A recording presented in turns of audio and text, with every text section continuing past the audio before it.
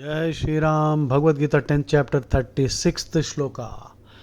Dyutam chhalayatamasmi tejas tejasvinamaham jayosmi vyavasayosmi sattvam sattvavatamaham. The most important operative phrase is Dyutam chhalayatamasmi. I have read many commentaries to understand how people are interpreting this phrase. Dyutam chhalayatamasmi. Many people have a difficulty understanding and interpreting this one, because Krishna is saying something which is sounding at least patently negative. He says, among the gambling, I am the gambling of the cheats. That is the interpretation given by Swami Mukundananda. I am the gambling of the cheats. I am the gambling of the cheats. Now, what do you mean by I am the gambling of the cheats? So, see, the simplest explanation is everything comes from Krishna. Okay, good qualities, bad qualities, everything comes from him. He has created this world as a stage for us, and we are playing our roles based on the prarabdha, that is our earlier karmas. Now we have to play out a role, and Krishna has created this entire drama because he is our friend. He wants us to get out of this mess. So in order to get out of this mess, you have to work out your karma, and the cheat code is very simple: become Krishna's agent. So, and work for Krishna, then you can get out of this mess. Otherwise, janmantara sahasreshu, innumerable lives, countless, infinite number of lives have passed by, and we all have done many good things and bad things. So there is a huge backlog. So to balance the accounts, it will be nearly impossible, because if we have to face all the negative consequences for all the bad things that we did, and at the same time enjoy the benefits of all the good things that we did, then life will continue infinitely. There'll be no end to this continuous being born and dying and all that. No. So Sanatana Dharma, Veda says, how should you get out of this cycle so that you become absolutely free, so free that except creating the whole world and destroying it, Krishna will give you all other siddhis. You can come back to life. You come back to the world to help others. That you can do. Ramakrishna Paramahamsa called such people Ishvara Koti. Like Vivekananda is an Ishvara Koti. Vivekananda is believed to be an Amsha Avatara of Shiva. So he came just to help us, enlighten us. So he did what he did and said what he said, and made the world realize the importance of Sanatana Dharma, Vedic civilization. And even now you see his words carry so much weight. They inspire entire civilizations, entire generations. So he is actually Ishvara Koti, the term used by Ramakrishna Paramahamsa. That means a totally free person, a Jivatma who is an eternal companion of Krishna. The Veda talks about the two words I have repeatedly told you, Dvasuparna. So, Krishna is our eternal companion, and he is our best companion, he is our best friend, he is our best relative, in fact the only relative, and he cares for us, he loves us, and therefore he has created all this world, this drama and all the roles, so that we can get out of it. And also, if you are smart, if you study the Bhagavad Gita, you will learn the cheat code. The cheat code is 1866. 1866 is the cheat code of life. सर्वधर्मान् परित्यज्य मामेकं शरणं व्रज अहं त्वा सर्वपापेभ्यो मोक्षयिष्यामि मा शुचः. So be with Krishna, do Krishna's work, which is Loka Sangraham, help the entire family lift itself out of this morass, this quagmire. Many idiots, unfortunately 4 billion fellows, are following those desert cults, those two deadly, disgusting religions are there, where lechery, butchery, treachery and all other crime has been legitimized. So I don't know how Krishna is going to save these rascals. So Krishna must be having his own plan. I don't want to know about that. Since you are born a human, and that too a Hindu, and that too in Bharatvarsha, you are very fortunate. You have a very high probability of achieving moksha. So learn the cheat code. The cheat code is 1866. So Dyutam Chhalayatamasmi. So how do you understand this? Many people have a problem interpreting this.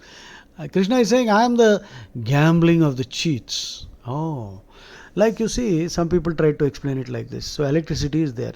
It can be used to kill somebody. It can be used to, do many positive things. Light up an entire village, people can study, and people can all become Einsteins. So the problem is not with the electricity. So similarly, intelligence, Krishna gives you the intelligence. You can use it for gambling. Gambling is deadly dangerous. But then when he is saying, I am the gambling of the cheats, I look at it, there are a number of ways of interpreting it.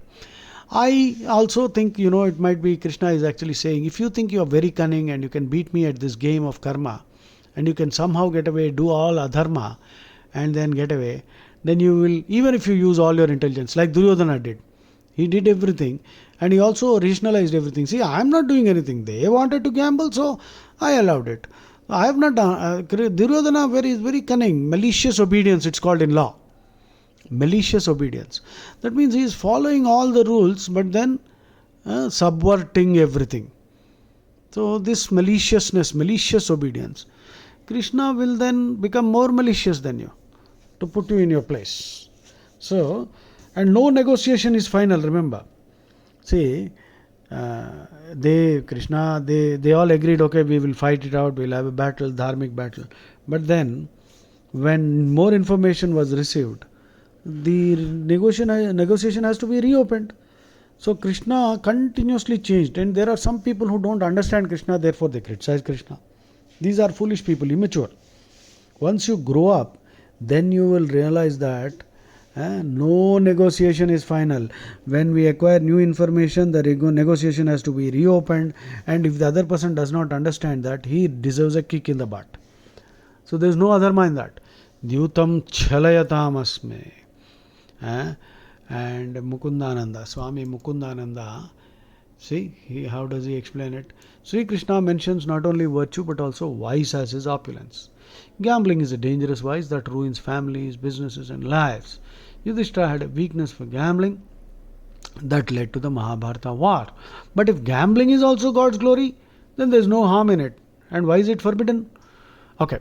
That's a rhetorical question Swamiji is asking. Well, I like to gamble, I like to play poker, Texas Hold'em, and I think you should learn it. Don't get addicted. Ati sarvatra varjayet. Addiction to anything in this world is neurotic and dangerous. So even good things, when pushed beyond a limit, they become dangerous. Excess pushed inwards. Excess pushed inwards. So, Mukundananda ji is answering his own question. The answer is that God grants his power to the soul and along with it he gives the freedom of choice. If we choose to forget him, he gives us the power to forget. This is just as an electric power can be used both to heat and cool a house. You can heat the house, cool the house. The user is free to choose how to utilize the power. However, the powerhouse that supplies the energy is not responsible for either the use or misuse of the power. Similarly, a gambler too possesses intellect and ability that is supplied by God. But if he decides to misuse Krishna given gifts, then Krishna is not responsible for your papams. Okay? Everyone likes victory. It reveals the glory of God. So Krishna has laid great emphasis on the quality of determination. So this is the next part, the other part of the shloka. And the goodness of virtuous men is also a manifestation of Krishna's power. All virtues, achievements, glory, victory and firmness, resolve and all that originate from Krishna. Instead of considering these as our own, we should see them as coming from Krishna. So here Swamiji constantly uses the word God. Somehow I have developed an aversion for this silly word God, because it has a strange origin. I think it's a German word. Gudan, Gutan, Guten finally became God. So actually the theory is that it is Hutam. Hutam from Vedas, oblation. Hutam became Gutam, Hutam, Gutam, Gutan, Guten and God. So the Vedic word Hutam became God. Anyway, this God sounds odd. So I will start using Krishna, because Krishna is God. That's it. So why should we hesitate?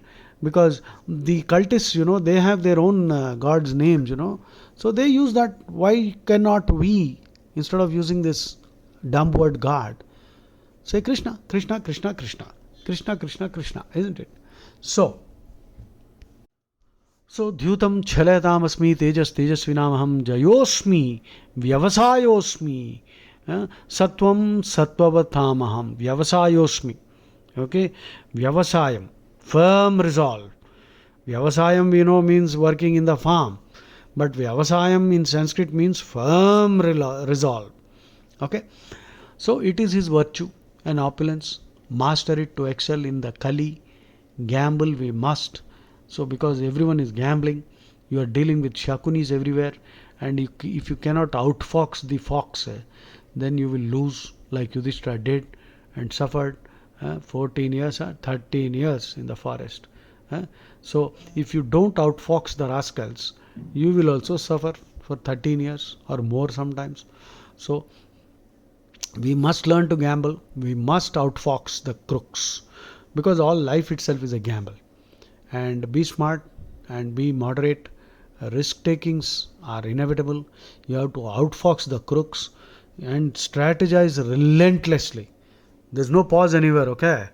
Every minute people are there who want to pull you down. So Swami Prabhupada, in his Bhagavad Gita as it is, he says, his translation is, I am also the gambling of cheats and of the splendid. I am the splendor. I am victory. I am adventure. And I am the strength of the strong. Swami Prabhupada goes on to give the purport. Purport. Purport means meaning. There are many kinds of cheaters all over the universe. Of all cheating processes, gambling stands supreme and therefore represents Krishna. As the Supreme, Krishna can be more cunning, more deceitful than any mere man. If Krishna chooses to deceive a person, no one can surpass him in his deceit. His greatness is not simply one-sided, it is all-sided. Wonderful, isn't it? So, Mare Krishna, Rakhe Ke, Rakhe Krishna, Mare Ke. So, if you think you are too cunning, what happened to Hiranyakashipu, Hiranyaksha?